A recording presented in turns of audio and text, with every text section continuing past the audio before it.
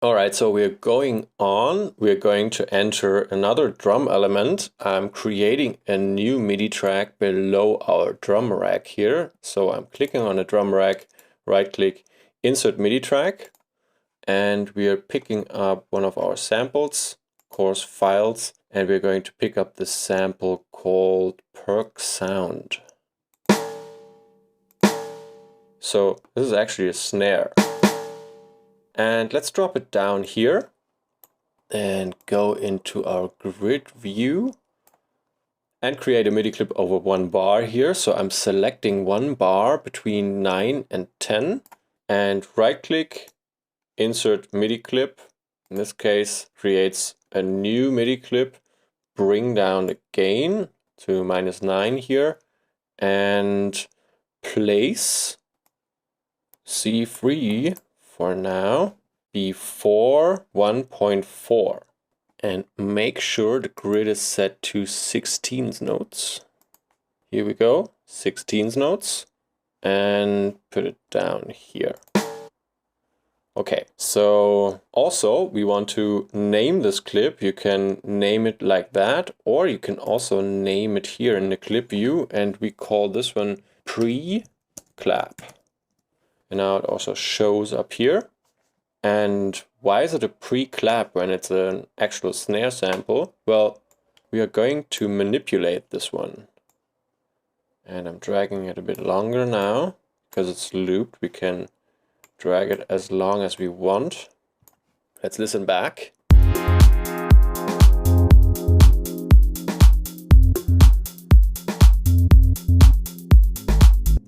Okay, sounds a bit strange. So let's go into our simpler here. And what I want to do now is I want to get rid of some low frequencies and I want to heavily pitch the sound down to lower levels. And I have three options of doing that with MIDI. I can go to controls and say transpose this much semitones down, for example, -28 or something, going back to 0. And I can also just go into my MIDI clip and bring it down.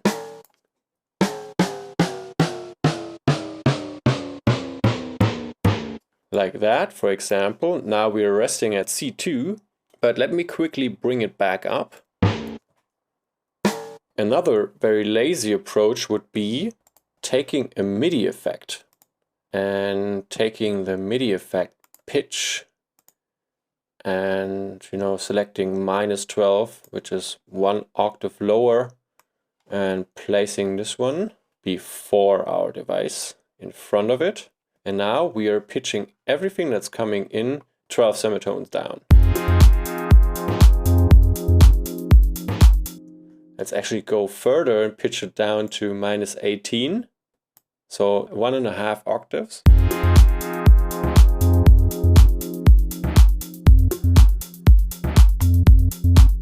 So what a weird sound, huh? Well, we are going to manipulate it now with another audio effect. Go to audio effects. First, pick up an EQ8 and take a look at it. Many low frequencies here, and we're moving the low cut up to around 1000 Hertz or 1K Hertz. Okay, now it's more like a swooshy sound, and we're going to pick up another effect, and this is going to be redux, bit reduction, and just pick up the default version, drag it behind EQ8, and we're going to add a little bit of downsampling to this sample or to this element. And let's just play around with the hard downsampling mode.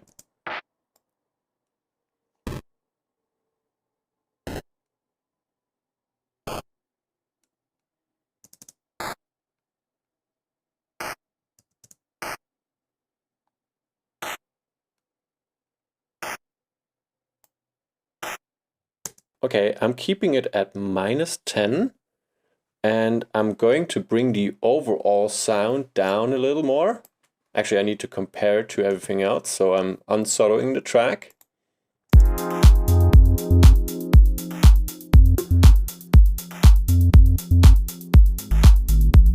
So in front of every second clap, which is this one here in our drum pattern, that one, we are playing this pre-clap sound. Actually, let me name this track, hashtag pre-clap. And we're kind of adding this interesting little element here. I'm bringing it down a bit further to -14.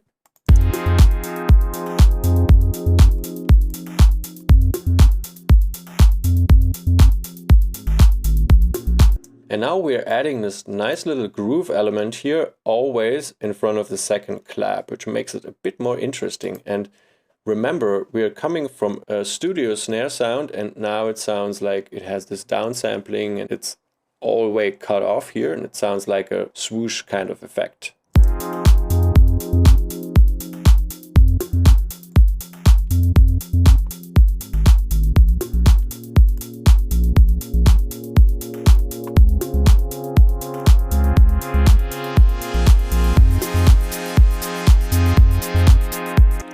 Okay, and also we want to move it a little bit in time. We want to have it played just a slight bit earlier compared to this clap. So we could go back into the MIDI and move this little MIDI note to the back or to the front. Or we can open up this little show height track delays.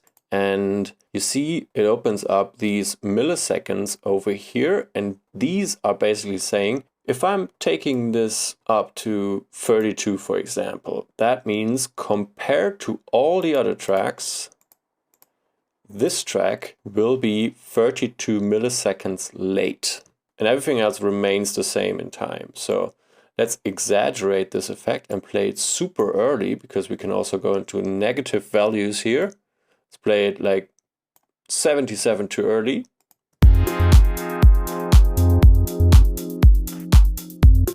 Even more drastic.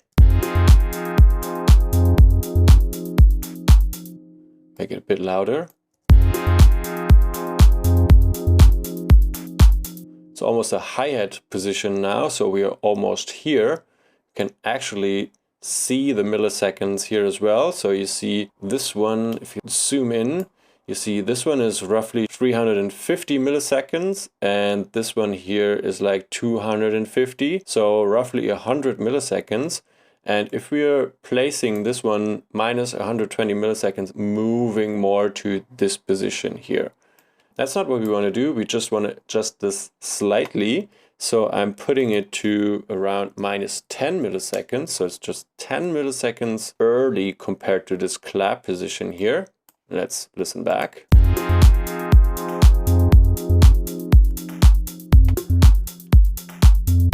Okay, just a little less. Let's take it to -7 maybe.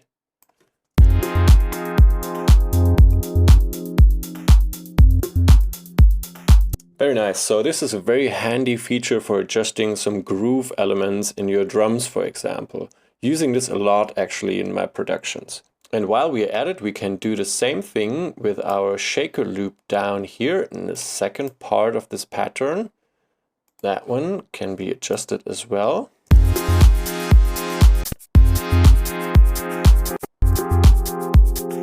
Now it's super early.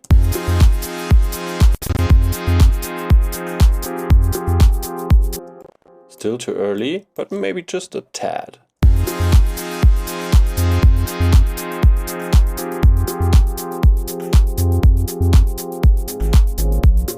Okay, I'm leaving this one at -3 right now. So this is very useful also if you're playing with snares or you're playing with claps and you don't want to have your clap or snare hit right together on the bar, on grid with the kick. You want it a bit early or a bit late or a bit more groovy. This is a nice little function to quickly get this done.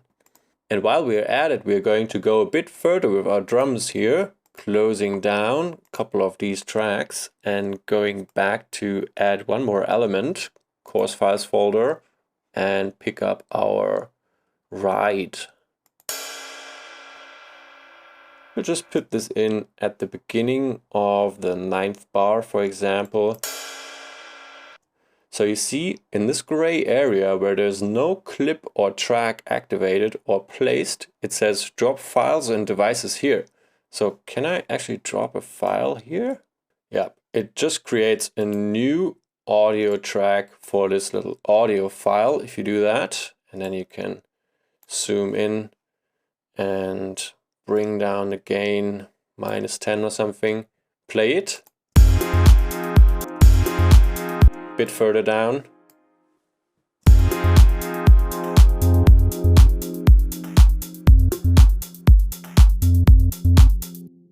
Even more.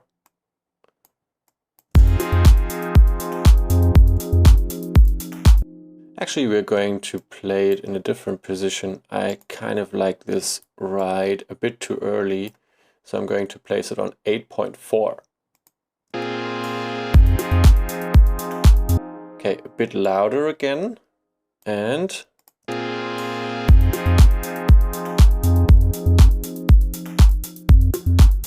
keeping it here for now. And I can also play around with the panorama. This is saying we're going 30 steps to the left ear, or we're going 30 to the right. And I want to just put it a little bit more to the left ear.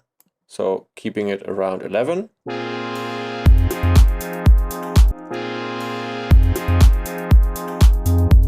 Because you can see the sample is actually not recorded evenly. If I'm going back to 0 and we are playing it, look at these two green meters here. And you can see the right one is a bit louder than the left one. So it's actually sitting a bit more to the right ear. So you know what? Let's keep it natural with the sample and put it a bit more to the right.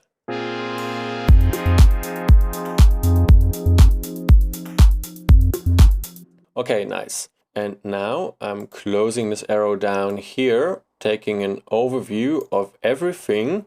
So we have kick, drum rack, pre-clap, shaker loop, blip sound, and PML ride sound. And let's actually group our drum elements a bit more together. So I'm taking the bass and I'm also holding shift and taking the pad sound. And now I have both selected. I will just drag them down here to the bottom. So we have all our drum elements sitting closer together.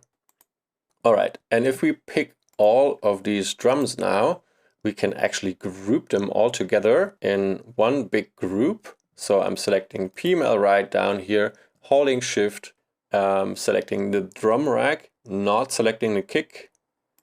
And now all of them are selected and we can right click and group these tracks.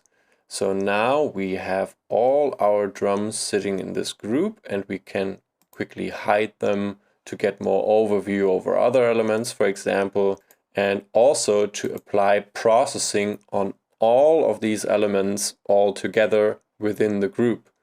Actually, I'm going to recolor this group to something gray. I'm going to rename it to drums group, just so we know all of our drums are inside of this group. And a new feature in Ableton 10, for example, is the possibility to have groups sitting within groups. So let's say we want to have another group of all the other elements with pad, bass, and the drums group. We will select all of them and just create another group.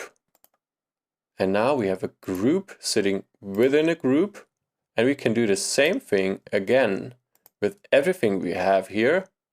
Right click, and we can do the same thing again here with the kick and with this group, create another group, group tracks. And you see now we have 3 layers of groups already. So this group sitting within this one, sitting within this one. I don't know how many times you can do that, probably 11 or 10 or something, but you know, it's a handy feature if you have big projects and you just want to hide some of the stuff you were working on for a while and still have a lot of overview. This is very useful.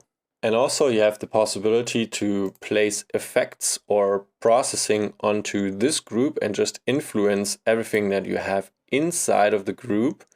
And then add more processing on all of these elements and even add complete processing for all elements if you're placing some audio effects or something onto that main group here. But we don't want to use it that way for now, so I'm going back, right-clicking onto this one, ungroup tracks, on this one, ungroup tracks, and we are left with kick, drum group, bass, and pad for now. All right, and one more thing. Before we were talking about the grooves, when we were applying our groove to this drums group here, to this drum clip, you know, we had this MPC 16 Swing 58 applied to our hi-hats here, or the overall elements, but especially to the hi-hats, but we didn't really do that with this part here. So this one doesn't have any groove committed so far, so we're also going to do it with this part. Select groove, MPC 16 Swing 58, and you know, we can commit to it. So we see the changes here, and it's applied on this clip as well now.